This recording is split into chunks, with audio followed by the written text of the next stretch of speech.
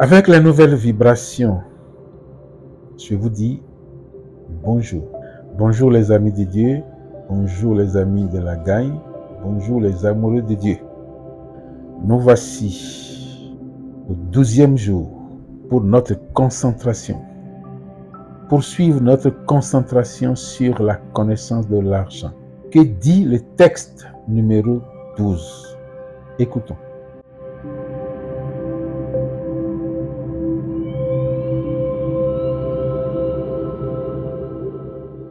L'argent ne fait pas le bonheur. Il ne peut le faire, certes, mais il fait penser au bonheur, le suggère, l'exige, le prépare, l'introduit d'une part, et d'autre part, l'équilibre, l'agrémente, le polit, le nourrit, le resplendit, l'amplifie et, si possible, le pérennise. Bravo, bravo. Je dis bravo à notre place. Je dis bravo pour nous. Bravo à qui? Pas au texte, mais à Dieu qui fait chemin avec nous. À Dieu qui nous révèle ce que nous devons savoir. À Dieu qui nous révèle ce que nous devons connaître sur l'argent. À Dieu qui a pris l'initiative de nous éduquer sur l'argent. On aura fini et l'autre projet, parce que celui-ci ne finit pas forcément dans un mois. C'est ce premier pas qui finit avec le mois d'octobre. On va chercher à vivre davantage et commencer par récolter les fruits.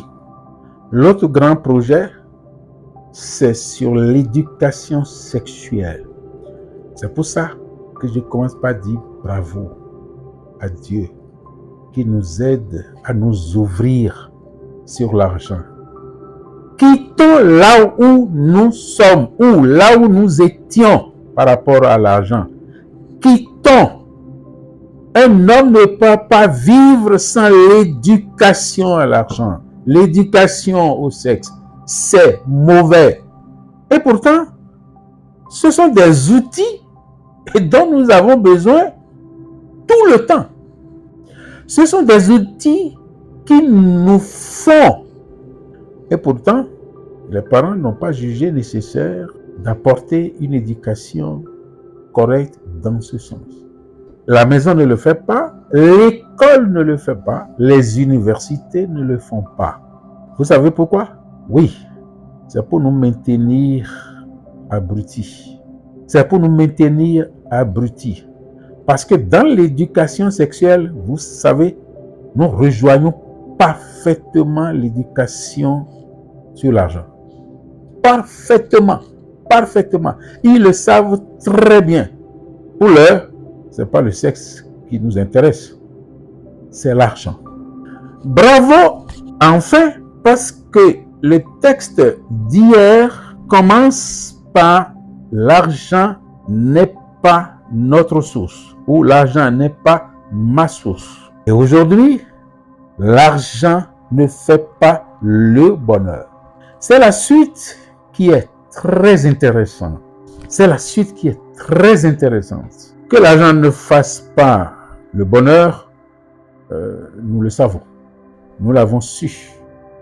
Nous l'avons révisé plusieurs fois. Et même hier, on en a parlé. Mais ce qui est intéressant ici, le texte précise qu'il ne peut l'être. Mais si l'argent ne fait pas notre bonheur, il fait penser à notre bonheur. C'est pas la même chose. Attention. Faire le bonheur de l'homme, l'argent n'a pas cette capacité. Il n'a pas cette possibilité. Il n'a pas reçu cette mission. Mais la mission qu'il a reçue est bien proche de ça. Ce n'est pas parce que c'est proche de ça qu'il faut confondre. On risque de tomber dans un piège. L'un des plus grands. Il fait penser au bonheur. Il suggère le bonheur. Il l'exige. Pourquoi? Comment fait-il penser au bonheur? Je me souviens d'un grand rhéteur, un grand penseur qui cherche. Et les réalités qui nous submergent, il va les voir, il leur pose question. Il a posé question au ciel. Il a posé question à la terre. Il a posé question à la mer. Il a posé question à la flore, à la faune. C'est Dieu que je cherche. Qui est Dieu? L'es-tu? Es-tu Dieu? Et chaque créature, permettez-moi, énigmatique, lui répond: non, je ne le suis pas. Je suis bien une créature divine. Je suis créature divine. Je suis fait pour te servir. Je suis sous toi. Non, continue.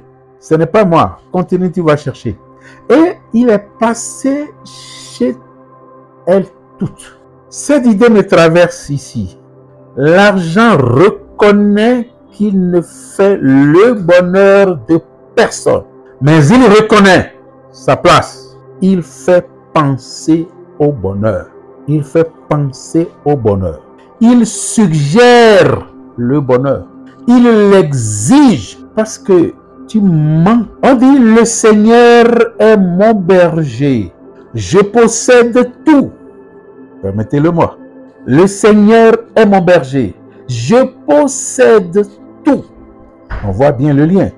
L'argent exige le bonheur parce que si tu manques, si tu as des manques, si tu as des besoins que tu n'arrives pas à satisfaire, tu crées du vide en toi-même. Mais pourquoi tu ne peux pas satisfaire? Parce que tu ne peux pas échanger. Alors, la vraie importance, le vrai outil de l'échange, c'est ça l'argent.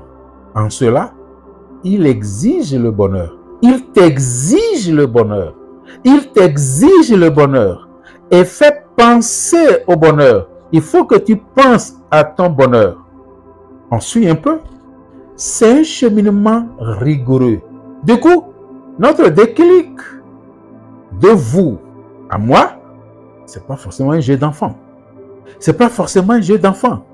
C'est pourquoi nous parlons de concentration en nous-mêmes, sur nous-mêmes, pour faire sortir de nous tout ce qui correspond à ce que nous voulons, à la connaissance que nous recherchons. Le texte continue. Prépare le bonheur et l'introduit. C'est parce que nous confondons souvent. C'est parce que nous confondons souvent l'effet de ces verbes avec l'effet de faire, que sans le savoir, que par ignorance, que par tromperie, nous disons l'argent fait le bonheur. Non. Ceux qui ont réfléchi par 1000 fois pour dire que l'argent ne fait pas le bonheur, ils ne sont pas contre l'argent. Non, ils sont en train de faire la part des choses. Et nous l'avions dit, si l'argent fait ton bonheur, c'est qu'il est ta source. Ça, c'est la première partie de l'équilibre. C'est-à-dire que l'argent ne fait pas le bonheur, mais il fait penser au bonheur, il suggère le bonheur, il exige le bonheur, il introduit, il prépare et introduit le bonheur. Ça, c'est la première partie. Il y a une seconde partie qui va faire l'équilibre. L'autre, c'est la première partie de l'équilibre. La seconde partie de l'équilibre dit quoi? Il équilibre. Il équilibre le bonheur qui est à l'intérieur de toi. Il l'équilibre. Il l'agrémente. Il le polit. Il rend ce bonheur propre. Il va polir. Il rend ce bonheur lisse. Il rend ce bonheur attrayant. Il rend ce bonheur divin, digne d'un homme. il le nourrit pour que ton bonheur ne soit pas chétif. Il le nourrit pour que ton bonheur ne manque pas quelque chose. Parce que si ton bonheur commence par manquer de quelque chose, ça y est, il sera malade. Il sera malade. La part des choses peut se faire difficile à certains d'entre nous. Mais poursuivez. Gardez votre persévérance. Ne chutez pas. Nous ne sommes pas encore à la fin. L'argent nourrit ton bonheur pour qu'il ne soit pas chétif. Il l'entretient. Écoutez, la nourriture ne nous fait pas. Vous n'êtes pas créature de la nourriture. Vous n'êtes pas créature de l'argent. Dieu est notre source. N'est-ce pas? Mais nous avons besoin de la nourriture. La nourriture nous entretient. Donc l'argent n'a pas besoin de faire notre bonheur avant d'entretenir notre bonheur. On s'entend bien. Il le nourrit, il le resplendit, lui donne un soleil nouveau, l'amplifie, amplifie notre bonheur, entretient notre bonheur. Et à la fin, quand la belle voix est en train de dicter, de lire le texte, j'ai gardé à la fin. Ce n'est pas une restriction que le texte fait. Je n'en sais rien. Mais il y a un si possible avant d'ajouter le verbe pérenniser.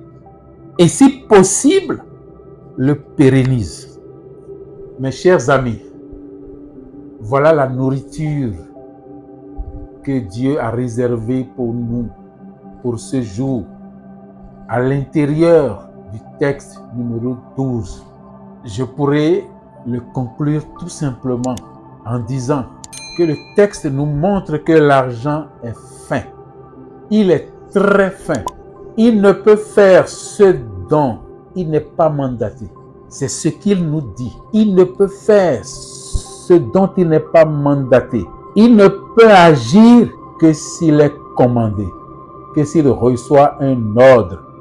Il ne peut faire que ce qu'on lui a recommandé. Il ne peut faire que ce qui est en son pouvoir. C'est lui qui a reçu cette conscience. Et nous, qu'en pensons-nous? L'argent se séduit, tu le sais maintenant. Rendez-vous demain pour le texte numéro 13.